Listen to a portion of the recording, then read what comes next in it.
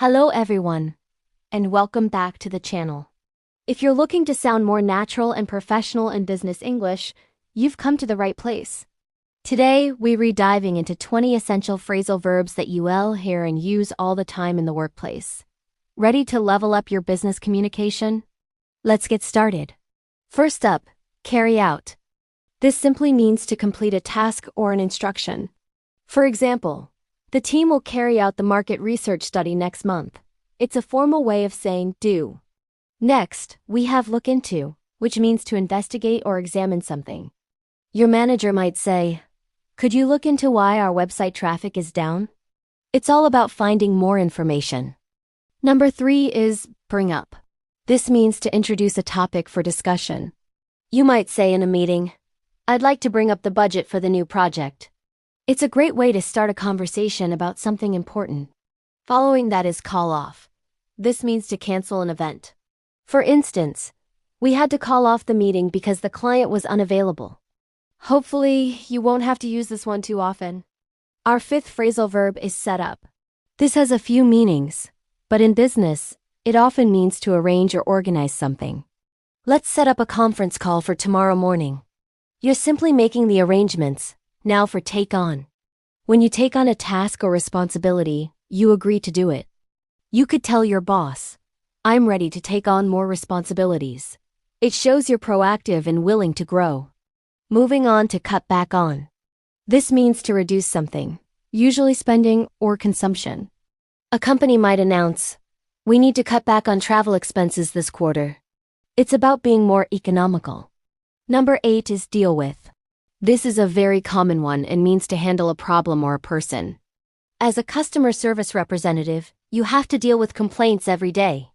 It's about managing situations effectively. Next is fill in for.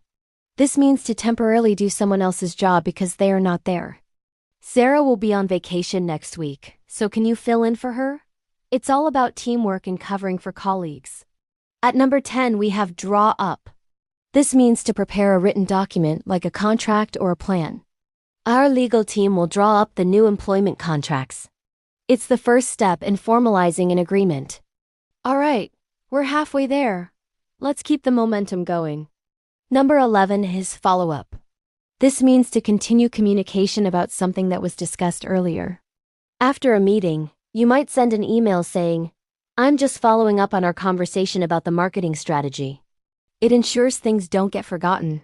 Next, go over. This means to review or check something carefully. Before a big presentation, you should always go over your slides one last time. It's about ensuring accuracy and quality. Then there's hand in, which simply means to submit something, like a report or an assignment. Your manager might say, "Please hand in your weekly reports by Friday afternoon." Number 14 is run by.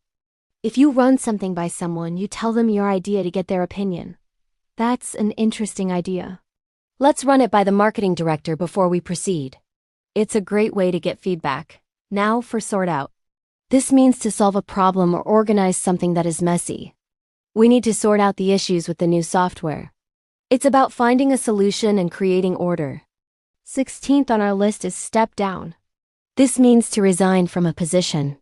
For example, the CEO announced he will step down at the end of the year. It's a formal way of saying someone is leaving their role. Next, we have take over. This means to take control of something, like a company or a position. After the manager retired, his deputy is expected to take over. It signifies a transfer of leadership or responsibility. Number 18 is back up. In a business context, this can mean to support someone or their idea. "I agree with your proposal, and I will back you up in the meeting."